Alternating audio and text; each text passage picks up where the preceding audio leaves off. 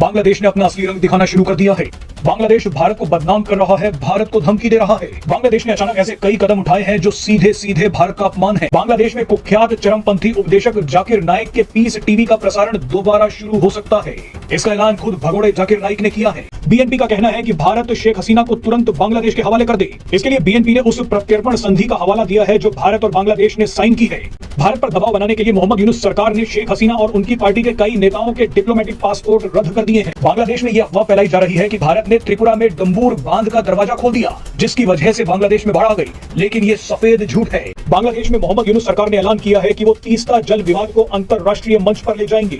ये ऐसा ऐलान है जो भारत को बहुत बड़ा नुकसान पहुंचा सकता है। सामने क्रम बांग्लादेश ने अब बाकायदा तौर पर भारत को झटके देने का सिलसिला शुरू कर दिया है। सबसे पहले उन्होंने शेख हसीना वाजिद जो इस वक्त भारत में पनाह लिए हुए हैं उसके पासपोर्ट को कैंसिल कर दिया है, यानी अब वो बांग्लादेशी पासपोर्ट पर कहीं ट्रैवल नहीं कर सकती, जो ये दिखाता है कि कितनी नफरत पाई जाती है शेख हसीना वाजिद के खिलाफ बांग्लादेश में और कैसे वो उसे पनाह देने वालों के खिलाफ भी नफरत कर रहे हैं। उसके अलावा भारत पर ये इल्जाम भी लगाया जा रहा है और बांग्लादेश की पब्लिक शदीद गुस्से में है कि भारत की तरफ से अपने डेमो को खोल दिया गया है जो कि बांग्लादेश की तरफ पानी जाता है और बांग्लादेश में एक बड़े हिस्से पर इस वक्त सैलाबी कैफियत है और सोशल मीडिया पर काफी गुस्से का इजहार किया जा रहा है, नफरत का इजहार किया जा रहा है भारत के साथ। जबकि इसके साथ साथ एक सबसे बड़ी खबर वो ये है कि जाकिर नाइक जिन्हें भारत दहशतगर्द करार देता है और ये कहता है कि उनकी वजह से भारत में बदअमनी फैलती है, उनके पीस टीवी को जो कि शेख हसीना वाजिद ने भारत के ही कहने पर बंद कर दिया था उसे बाकायदा दोबारा खोलने की तैयारी शुरू हो चुकी है। और खुद जाकिर नाइक ने जब इस बात का ऐलान किया है तो भारतीयों की चीखें हैं कि थमने का नाम नहीं ले रही। जबकि एक और बड़ी खबर वो ये है कि बांग्लादेश ने बाकायदा तौर पर शेख हसीना वाजिद को ऑफिशियली भारत से वापस मांग लिया है कि हमारे हवाले से किया जाए। इसने कई लोगों का कत्ल किया है, सैकड़ों लोगों पर तशद्दुद करवाया है और साथ ही साथ हवाला दिया है उस एग्रीमेंट का जो बांग्लादेश और भारत के दरमियान है कैदियों के हवालगी का। और अब देखते हैं कि भारत इस सारे मामले में क्या करता है। जबकि अभी तक भारतीयों का मीडिया देखें तो रोना धोना उनका ऐसा है कि जैसे कोई बहुत बड़ी जंग हार चुके हों। आइए सुनाते हैं ये सारे मामले पर भारत का मीडिया क्या कुछ कह रहा है।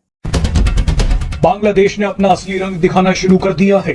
बांग्लादेश भारत को बदनाम कर रहा है, भारत को धमकी दे रहा है। बांग्लादेश ने अचानक ऐसे कई कदम उठाए हैं जो सीधे सीधे भारत का अपमान है। बांग्लादेश की 4 हरकतों के बारे में आज हम आपको बताने वाले हैं। ये सब देखकर आपका खून खौल जाएगा।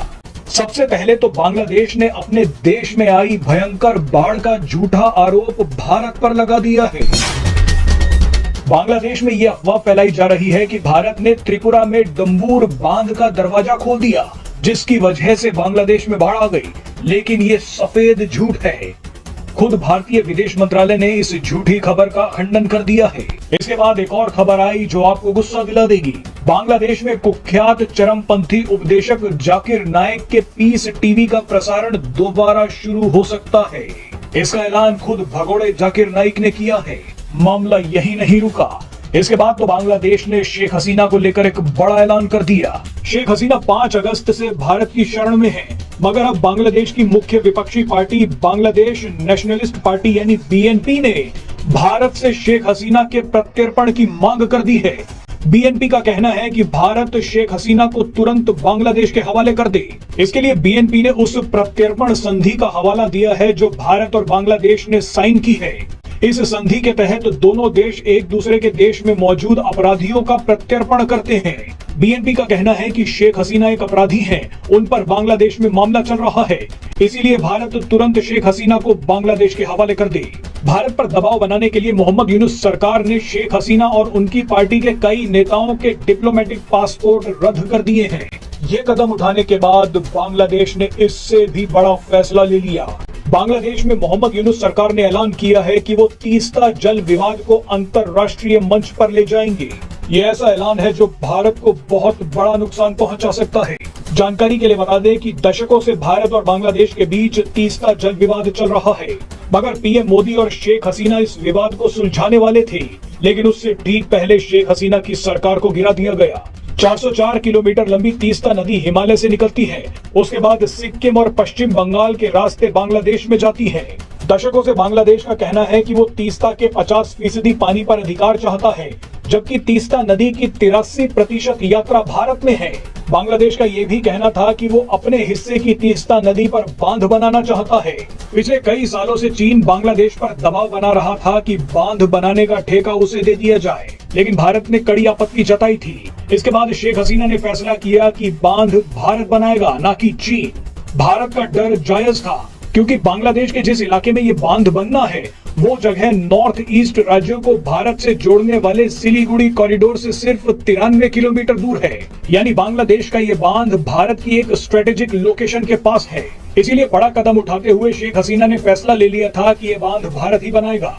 मगर शेख हसीना की सरकार जाते ही मोहम्मद यूनुस ने बड़ा खेल कर दिया। मोहम्मद यूनुस अब तीस्ता विवाद को अंतर्राष्ट्रीय स्तर पर ले जाने की धमकियां दे रहे हैं। वो चाहते हैं कि अब इस पूरे बवाल में अमेरिका की एंट्री हो जाए, क्योंकि मोहम्मद यूनुस अमेरिका के प्यादे हैं। आपके ईस्ट में खतरे की घंटियां बज रही हैं और जो रेडिकल इस्लामिस्ट दलदल में बांग्लादेश इतने सालों से वो जा रहा था, राइट, वो फिसल के जा रहा था। मुझे लगता है अब वो बिल्कुल अंदर तक जा चुका है। एक स्टेटमेंट आया है। ये स्टेटमेंट मैं आपको पहले बताना चाहता हूं कि किसने स्टेटमेंट दिया, कौन सी तंजीम से उनका ताल्लुक है और उन्होंने बोला क्या है एग्जैक्टली। हिफाजत इस्लाम के वाइस प्रेसिडेंट मोहिउद्दीन रब्बानी, हिफाजत इस्लाम एक हार्डलाइन इस्लामिस्ट संगठन है, मोहिउद्दीन रब्बानी उसके वाइस प्रेसिडेंट हैं। उनका यह कहना है कि अगर बांग्लादेश चलेगा तो शरिया कानून से चलेगा, वरना बांग्लादेश चल ही नहीं सकता। उन्होंने बोला कि हम मुसलमान हैं और हम लोग मेजोरिटी में हैं, इसलिए यहां पर शरिया कानून चलेगा। ये यही पार्टी हैं जो भारत को सेक्युलर होने का गाना सिखाती हैं कि तुम यही गाना गाओ सेक्युलरिज्म का। यही लोग हैं, यही लोग हैं। अब ये कहते हैं कि नहीं साहब, शरिया कानून। मैं आपको बता रहा हूं, ये जो टोटल इनका जो डीएनए खराब हुआ है ना बांग्लादेशियों का, ये डीएनए खराब ही जमात इस्लामी की वजह से हुआ है। The DNA has been spoiled because of the Jamaat Islami. Jamaat Islami एक extreme right wing Islamist organisation है जो शरिया कानून की बात करती है। शरिया कानून के साथ क्या प्रॉब्लम है मैं आपको बताता हूं।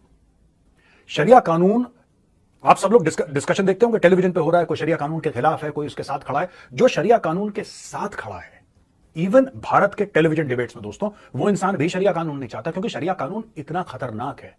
शरिया कानून इतना खतरनाक है कि मैं इसको शरिया नहीं, मैं इसको सरिया बोलता हूं। ये इतना खतरनाक है भाई साहब, लोहे की सरिया है ये किसी आम बंदे के बस की नहीं है कि जो इसको हजम कर ले। अब ये जो मोहिउद्दीन रब्बानी साहब बोल रहे हैं, ये कह रहे हैं कि बांग्लादेश शरिया कानून से चलाओ। किसने रोका है तुम्हें? चलो शरिया कानून से। देखो, या तो बांग्लादेश के पास सऊदी अरब जैसा तेल हो।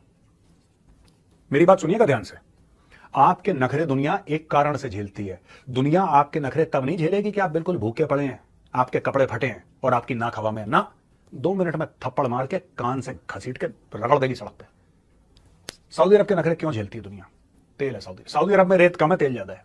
और बोलो, दुनिया यूएई एकदम stable, Saudi Arabia absolutely stable.